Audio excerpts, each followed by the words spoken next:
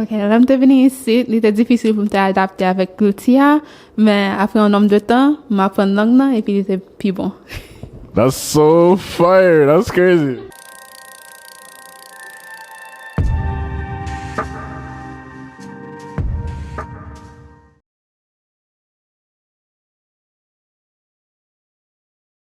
So I want to talk about my experience in adapting to film school life on campus.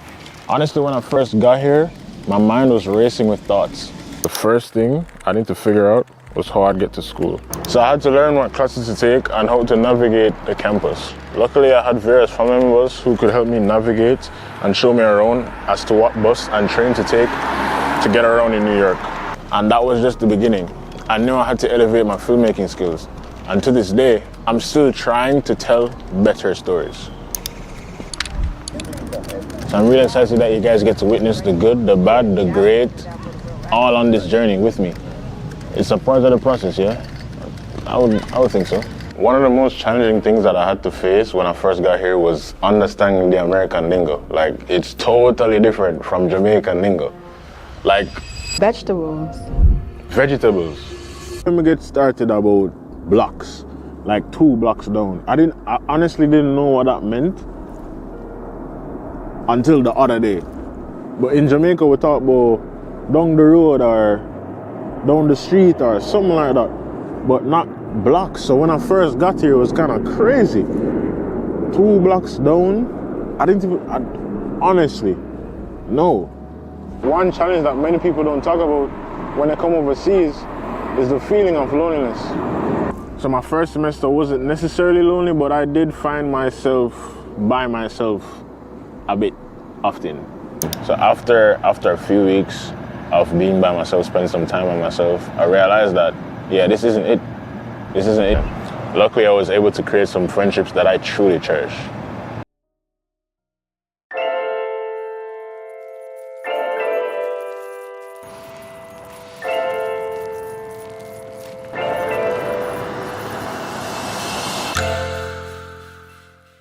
As I tend to navigate through this industry, I'm constantly learning, whether it's by my professors, whether it's by my friends, whether it's by me doing my own projects.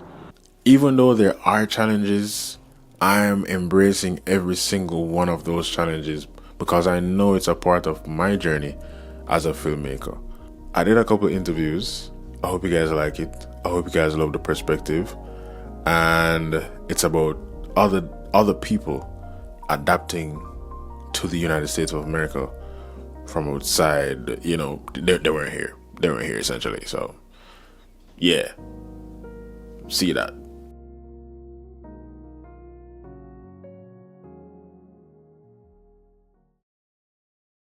I'm here with Zaire. And I'm just gonna ask her this one question. So you weren't born here, right? You were born in Haiti. What was it like adjusting to the American culture? At first, it was a little hard because in Haiti, we don't speak English. So the language was the first barrier for me. People wouldn't get my name. They'd call me Izzy, and I couldn't really correct them because the accent, the language barrier, and the school lunch was... Oh, wow. It was that bad? Yeah, because in Haiti, we like pack our own lunches, so it'll be like home cooked meals. And and here it was like pizza and bagels. And I like pizza and bagels now. I got used to it, but getting used to it, I was like, ooh, this is different. Well, what was it like when you got to school and trying to talk to other people? Was it hard to find friends, or because you were from Haiti? Because, I don't know, maybe we could even incorporate you being black as well in different schools. Which school did you attend or something like that, you know? Yeah, I went to predominantly black school, so that was helpful, but not predominantly Haitian. So I got a lot of questions at first too on like our culture and customs and religion, which were interesting. My first friend actually was a Dominican girl who also didn't speak English or Creole, and I didn't speak Spanish or Creole. What? Yeah, but we were best friends. I don't know how we communicated, but we're actually still friends till today. That's amazing. Thank you so much for sharing. Yeah, let's see who else we can find. Ok, lèm te veni isi, li te difisil pou mte adapte avèk loutia, men apre un nom de tan, m apren lang nan, epi li te pi bon. That's so fire. That's crazy. Fellow Jamaican. Hillary Walcott, yes, sir. So I just want to know, you weren't born here clearly. What was the process like, or what has it been like in adapting to the culture here in America? Very difficult. You believe that since Jamaica is so close to the United States, and if you know anything about the island, everybody is foreign, right? Everybody want to come foreign. But once you get here, it's a different story. Everything is different. You know, the food, the environment, things that we take for granted back home, you know, we no longer have it when we get here. Yeah, I miss it. And even now, I've been in this country many, many, many years. And I go back a lot just to reconnect, just to detox. Yeah. How many years have you been here? I've been here over 25 years, probably close to 30. Wow. I've been here a while, and you're talking about adapting, and I don't think I've fully adapted. I've adapted well enough where I can maneuver, right? I know places, I know how to get things done. You know, I know where to get things if I need it. Food, especially, that's very important to me. I love my food. I think my food is one of the best tasting ever. So I obviously will go out of my way to make sure. I mean, I love good food. Let's face it, I'm a foodie. But Jamaican food, let's face it. Complete adaptation?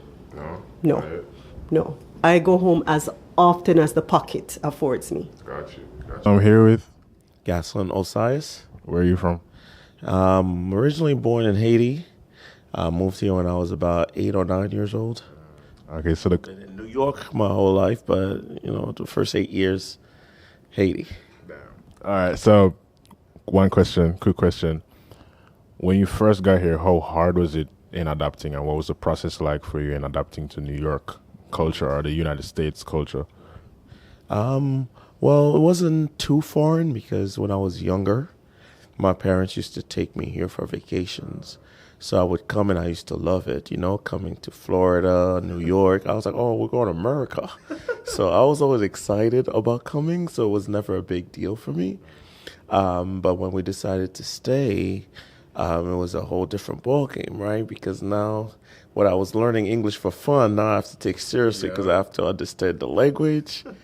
I was immediately put in school, so now, hey, I'm in this ESL class, I'm in regular class. So I had to adapt really quickly, and I think we were young, so we're talking about 5th, 6th grade.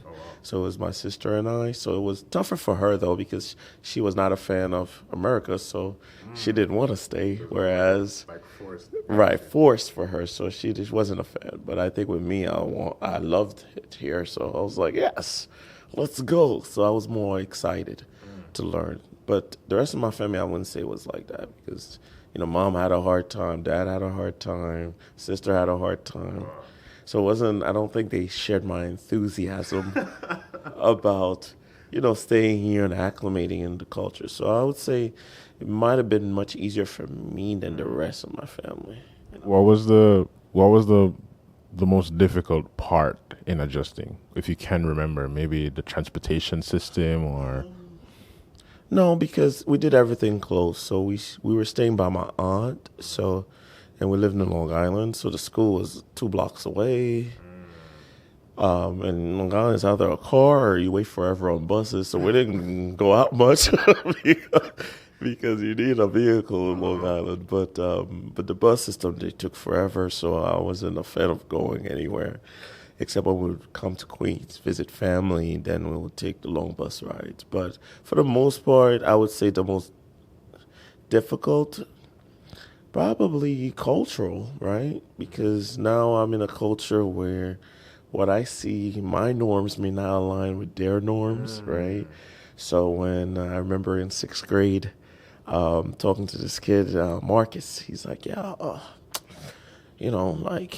I do whatever I want. I said, what? In your house? I'm like, this doesn't exist. He's like, well, you can't just go home and watch TV. I said, no, I have a scheduled time for this, and a minute over, I'm on punishment. He's like, for TV? where were your parents raised? I was like, those are rules, bro. I don't. He was like, yeah, I didn't even do my homework and I'm watching TV. I'm like, oh, I can't even watch TV without homework being done. So it was a lot of different little cultural nuances that I would run into when I compared myself to my peers in school. So I think that might have been the most difficult, more related to culture than anything. Gotcha. I'm facing the same thing. So I think they'll know before you know as well if you watch it. That it was kind of hard for me to adjust pertaining to how I pronounce my words. You get what I'm saying? So, like, I think vegetables, to me, is vegetables, but to everyone else, it's like vegetables. Right. So, a lot of like schedule, you guys say schedule, I say schedule. Yeah. So, I guess I couldn't properly communicate with my lecturers because of that. So, was that sometimes the case with you in school? Yeah, for sure. I remember being teased for things. So I would go to school, and I thought people that liked me would be like, hey, come here, say this word. They're like, hey, can you say 3? I'm like, tree. They're like, yeah, right? And they're laughing, and I'm like, oh, I guess they like how I say 3. They're like, say 3 again. I'm like, tree. They're like, ha ha ha. I'm like, so I didn't get why they're laughing. I'm like, I think I'm saying it. I know I'm learning English. I mean, I say it the right way. Mm-hmm. And then, again, a friend of mine was like, stop entertaining them. They're making fun of you. I'm like, why? I don't understand. I'm just learning the language. Why is this funny to them? They're like, the way you enunciate words and say these words is funny because it's not proper to them. Mm-hmm. And I said, oh. Why don't you just correct me so I could say it right? So to me, I was so shocked by this being a funny thing, right? So to me, when I would enunciate certain words, I got laughter when I was young. It wasn't more like, no, that's not how you say it, right? My peers were laughing as opposed to correcting, which I found to be a motivating factor, to be honest, because that kind of like burned this drive for me to lose my accent.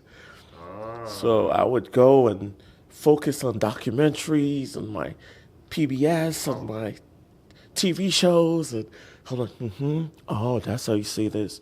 Look up words, to the point where I actually did lose my accent, which, when you talk about culture, creates a problem because when I moved to Queens now in high school, my own people, first time being surrounded by the Caribbean, I'm excited, and now I'm getting rejected. Right? I'm like, hey, what's up, guys? Da, da, da. You sure you're from the islands? I'm like, yeah. I was like, where's your accent? I said, what? Listen, I work hard to lose it. What do you mean? And they're like, bro, you're not from Haiti, man. I'm like, what? No, wait a minute. Now I'm being rejected by my own culture because I don't talk like them. I don't act like them. Because I spent years in Long Island trying to acclimate to that, right? So now come here now, what am I doing? Trying to talk like them to bring back my accent. Because I'm like, oh, I did it wrong. I got to bring it back because I'll never be accepted in high school at this rate when people, my own people, are now rejecting me, right? They're like, oh, so you had to relearn. Right now, I'm like speaking improper to fit, right? So then I'm like, that's not the proper way of saying that. But I'm like, they're all saying it. All right, I guess we gotta say it like that, right? No, I'm learning their lingo and it brought my accent back little by little, right? And then it's like, because when you go and you're talking to your friends, it's like, bro, why you speak so white? I said, what is that? What are you talking about? It's English. Nah, but you speak like, I don't know, bro. Like, I don't understand. I thought we were speaking English. I'm so confused. So it was a very confusing time, too, because then now I went from trying to adopt that culture. Now I have to readopt my own in a way, right? And try to find ways to code switch. Right, to code switch and connect with my new peers of living in Queens and being, dominant Caribbean high school. And I'm like, oh, this is different. Let's do it. Yeah, come on to Dubai, Wiggly. Yeah, I speak Creole, bro. That's right. Thank you, bro. Thank you. That's it. I hope you guys enjoyed it. Like, comment, subscribe, all of that good stuff. Stay tuned for week 3. Yeah, week 3. And yeah, see you guys next week.